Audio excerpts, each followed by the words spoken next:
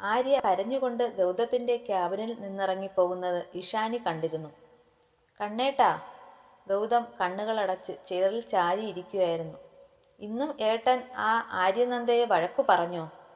അവൾക്ക് ഓഫീസ് കാര്യങ്ങളൊന്നും അറിയില്ലേ? ഇത്രയ്ക്ക് ഇറസ്പോൺസിബിളായ അവളെ ഏട്ടന് ഡിസ്മിസൽ ചെയ്തൂടെ? യൂസ്ലെസ് ഫെലോ, ഇഷാനി പറഞ്ഞു.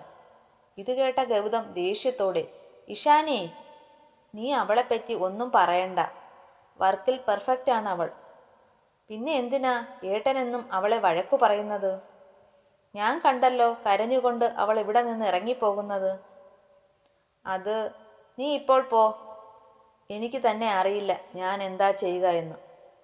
ഗൗതത്തിൻ്റെ മുഖഭാവം കണ്ടതോടെ ഇഷാനി പിന്നീട് ഒന്നും പറയാൻ നിൽക്കാതെ അവിടെ നിന്നു പോയി. അസ്വസ്ഥമായ മനസ്സോടെ ഗൗതം ക്യാബിനിൽ അങ്ങോട്ടും ഇങ്ങോട്ടും നടന്നു. എനിക്ക് ഇന്നേ വരെ ഒരു പെൺകുട്ടിയോടും ഒരു അറ്റാച്ച്മെൻറ്റും തോന്നിയിട്ടില്ല. പലരും വന്ന് എന്നെ പ്രപ്പോസ് ചെയ്തിട്ടുണ്ട്. പക്ഷേ അതെല്ലാം ഞാൻ സ്നേഹത്തോടെ നിരസിക്കുകയാണ് ചെയ്തത്. നന്ദയോട് മാത്രമാണ് അടുപ്പം തോന്നിയത്. അത് ഇങ്ങനെയുമായി. എന്നാലും അവളോട് ആരാകും ഞാൻ ഇശുവിനെ വിവാഹം കഴിക്കാൻ പോകുന്നെന്ന് പറഞ്ഞത്? ആരോ പറഞ്ഞ് തെറ്റിദ്ധരിപ്പിച്ചതാവാം. ഇശു എനിക്കെൻ്റെ കുഞ്ഞിയെ പോലെയാണെന്ന് അവളെ പറഞ്ഞ് മനസ്സിലാക്കണം. അങ്ങനെ ആർക്കും വിട്ടുകൊടുക്കില്ല എൻ്റെ നന്ദയെ. അതിനല്ല ഈ ഗൗതം കൃഷ്ണ അവളെ സ്നേഹിച്ചത്. താലി കെട്ടി സ്വന്തമാക്കിയിരിക്കും ഞാൻ. അവൾ എൻ്റെയാ, എൻ്റെ മാത്രം എന്ന് ഗൗതം തൻ്റെ മനസ്സിൽ ഉരുവിട്ടുകൊണ്ടേയിരുന്നു. ആര്യ കരഞ്ഞുകൊണ്ട് തൻ്റെ ക്യാബിനിൽ വന്നിരുന്നു. കരച്ചിൽ പുറത്തു വരാതിരിക്കാൻ വായ പൊത്തിപ്പിടിച്ചു. എന്നിട്ടും ഏങ്ങലടികൾ ഉയർന്നുകൊണ്ടേയിരുന്നു. ഇത് കണ്ടുകൊണ്ടാണ് വിഷ്ണു വന്നത്. ആര്യേ, താൻ എന്തിനാ കരയുന്നത്? ഇന്നും സാർ വഴക്കു പറഞ്ഞോ? അതോ തലവേദനയാണോ? തനിക്കെന്താ വയ്യേ? കുറച്ച് ദിവസമായി ഞാൻ ശ്രദ്ധിക്കുന്നു. തനിക്ക് എന്തോ പറ്റിയിട്ടുണ്ട്. എന്നോട് പറയാൻ പറ്റുന്നതാണെങ്കിൽ പറ. ആരോടെങ്കിലും പറഞ്ഞു കഴിയുമ്പോൾ കുറച്ച് ആശ്വാസം കിട്ടും. നിറകണ്ണുകളോടെ മുഖമുയർത്തിക്കൊണ്ട് ആര്യ പറഞ്ഞു. വിഷ്ണു, എന്നോട് ഇപ്പോഴൊന്നും ചോദിക്കരുത്.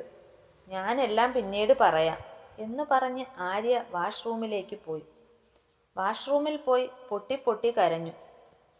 കരഞ്ഞു കഴിഞ്ഞപ്പോൾ മനസ്സിന് കുറച്ച് ആശ്വാസം തോന്നി. ഒരു പാവ കണക്കെ നടന്നു വന്ന് ക്യാബിനിലിരുന്നു. ഇതെല്ലാം കണ്ട വിഷ്ണുവിന് കാര്യം സീരിയസ് ആണെന്ന് മനസ്സിലായി. ഉടൻ തന്നെ വിഷ്ണു ദേവികയെ ഫോൺ ചെയ്തു. അവിടെ നടന്ന കാര്യങ്ങളൊക്കെ പറഞ്ഞു. എല്ലാം കേട്ട് കഴിഞ്ഞപ്പോൾ ദേവികയ്ക്ക് ഏകദേശം കാര്യങ്ങൾ മനസ്സിലായി. ഹലോ ദേവി, നീ കേൾക്കുന്നില്ലേ? വിഷ്ണു ചോദിച്ചു. ആ, കേൾക്കുന്നുണ്ട് ഏട്ടാ. കുറച്ച് പ്രശ്നമുണ്ട്. എന്താണ് കാര്യം? എന്നോട് പറ, വിഷ്ണു പറഞ്ഞു. അത് ഏട്ടാ നേരിൽ കാണുമ്പോൾ പറയാം. ഏട്ടൻ ആര്യ ഒന്ന് ശ്രദ്ധിച്ചേക്കണേ. ശരി ദേവി, ഞാൻ ശ്രദ്ധിച്ചോളാം, വിഷ്ണു പറഞ്ഞു. എൻ്റെ ഭഗവാനെ, ആര്യ അവിവേകമൊന്നും കാണിക്കരുതേ. അവളെ കാത്തുകൊള്ളണമേ. ദേവിക മനസ്സുരുകി പ്രാർത്ഥിച്ചു. കുറച്ച് സമയത്തിന് ശേഷം ആര്യ തൻ്റെ റെസിഗ്നേഷൻ ലെറ്റർ ടൈപ്പ് ചെയ്ത് ഗൗതത്തിന് മെയിൽ അയച്ചു. ഇനി ഞാൻ ഇവിടെ വേണ്ട. എനിക്ക് പറ്റില്ല ഇനി സാറിനെ ഫേസ് ചെയ്യാൻ. സാറിനെ കാണുമ്പോൾ എനിക്ക് പഴയ കാര്യങ്ങളെല്ലാം ഓർമ്മ വരും. സാറിനെ മറക്കാൻ എനിക്ക് ഈ ജന്മം കഴിയില്ല. അതുകൊണ്ടാണ് ആര്യ റിസൈൻ ചെയ്യാൻ തീരുമാനിച്ചത്.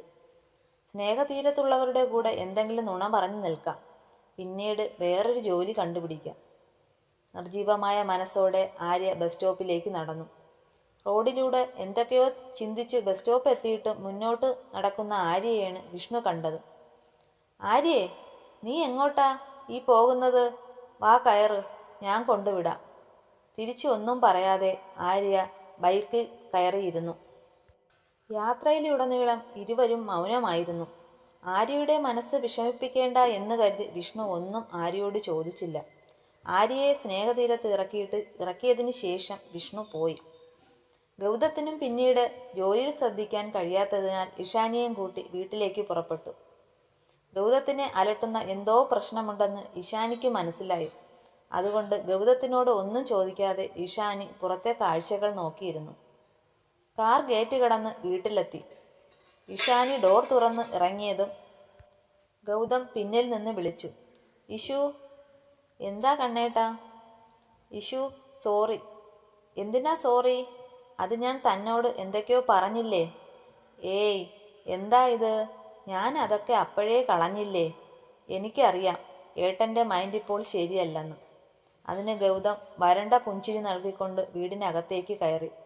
വേഷം പോലും മാറാതെ ബെഡിൽ കിടന്നു. കുറച്ച് സമയം അങ്ങനെ കിടന്നു. പിന്നെ എഴുന്നേറ്റ് ഫ്രഷായി. എന്നിട്ട് ലാപ്പും എടുത്ത് ബാൽക്കണിയിലേക്ക് പോയി. ഇമ്പോർട്ടൻ്റായി ചെക്ക് ചെയ്യേണ്ട മെയിലുകളെല്ലാം ചെക്ക് ചെയ്തുകൊണ്ടിരിക്കുകയാണ് നന്ദയുടെ റെസിഗ്നേഷൻ ലെറ്റർ കണ്ടത്. അത് കണ്ടപ്പോൾ ഗൗതത്തിൻ്റെ മുഖം ദേഷ്യത്താൽ ചുമന്നു തുടുത്തു. കൈമുഷ്ടി ചുരുട്ടി ഭിത്തിയിൽ ആഞ്ഞടിച്ചു. വേഗം തന്നെ റെഡിയായി താഴേക്ക് പോയി. കണ്ണാ, നീ വന്നിട്ട് എന്താ ഇങ്ങോട്ട് വരാതിരുന്നത്? നിനക്ക് ചായ വേണ്ടേ? പത്മിനി ചോദിച്ചു. വേണ്ട. നീ എവിടെ പോവുക കണ്ണാ? പത്മിനി ചോദിച്ചു.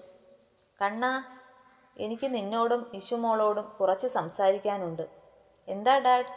ഡാഡ് പറഞ്ഞോളൂ, ഞാൻ കേൾക്കാം. ഞാൻ വേണുവിനോട് സംസാരിച്ചു. ഈ ബന്ധത്തിൽ അവർക്കും താല്പര്യം തന്നെയാണ്. ആദ്യം നമുക്ക് എൻഗേജ്മെൻറ്റ് നടത്താം. കുഞ്ഞിക്ക് വെക്കേഷൻ ആകുമ്പോൾ വിവാഹം നടത്താം. അല്ലെങ്കിൽ കുഞ്ഞ് പിണങ്ങും. എന്താ നിന്റെ അഭിപ്രായം? കൃഷ്ണകുമാർ ചോദിച്ചു. ഡാഡ്, എന്താ പറഞ്ഞത്? Engagement, marriage? ആരുടെ കാര്യമാണ് ഡാഡ് പറയുന്നത്? അത് പിന്നെ മോനെ, നിൻ്റെയും ഇഷാനി മോളുടെയും. എന്താ നീ ഒന്നും അറിയാത്തതുപോലെ സംസാരിക്കുന്നത്? ഓഹോ, അപ്പോൾ അങ്ങനെയാണ് കാര്യങ്ങൾ.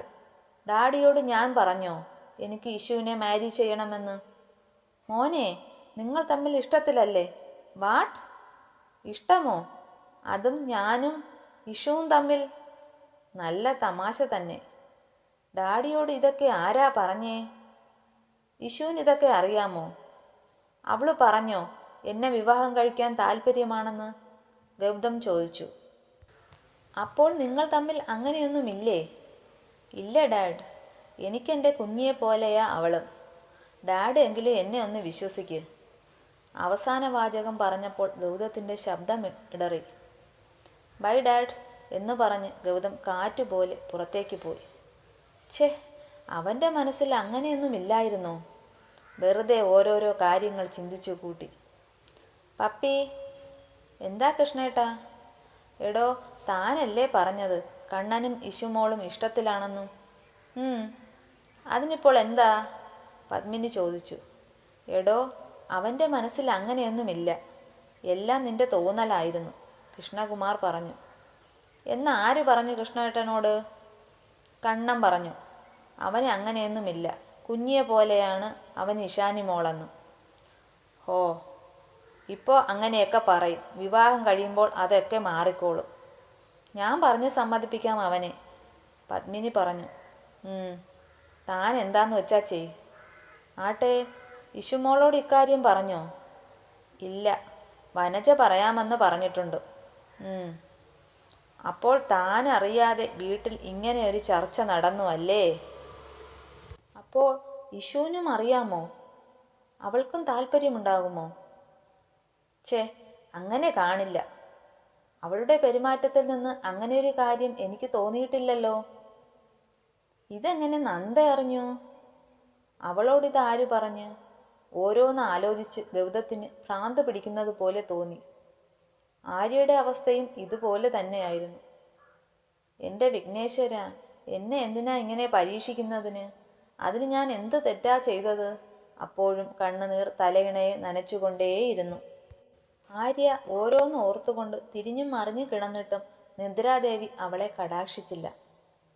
സമയം ഏറെ രാത്രിയായിട്ടും ഗൗതം വീട്ടിലെത്തിയില്ല. കൃഷ്ണേട്ടാ, കണ്ണൻ ഇതുവരെ വന്നില്ലല്ലോ. സമയം ഒരുപാട് ആയല്ലോ. ഏട്ടനൊന്ന് വിളിച്ചു നോക്കിയേ, പത്മിനി പറഞ്ഞു. കൃഷ്ണകുമാർ ഫോണെടുത്ത് ഗൗതത്തെ വിളിച്ചു. സ്വിച്ച് ഓഫ് ആണല്ലോ. ഇതുവരെയും ഇങ്ങനെ താമസിച്ചിട്ടില്ലല്ലോ. എൻ്റെ പപ്പി, താൻ വിഷമിക്കാതെ, അവൻ എങ്ങും വരും, കൃഷ്ണകുമാർ പറഞ്ഞു. അപ്പോഴേക്കും കോളിംഗ് ബെൽ മുഴങ്ങി. ആ, വന്നൂന്ന് തോന്നുന്നു, ഞാൻ പോയി നോക്കാം എന്ന് പറഞ്ഞ് പത്മിനി ഡോർ തുറക്കാനായി പോയി. ഡോർ തുറന്ന പത്മിനി ഗൗതത്തിൻ്റെ കോലം കണ്ട് ഞെട്ടി.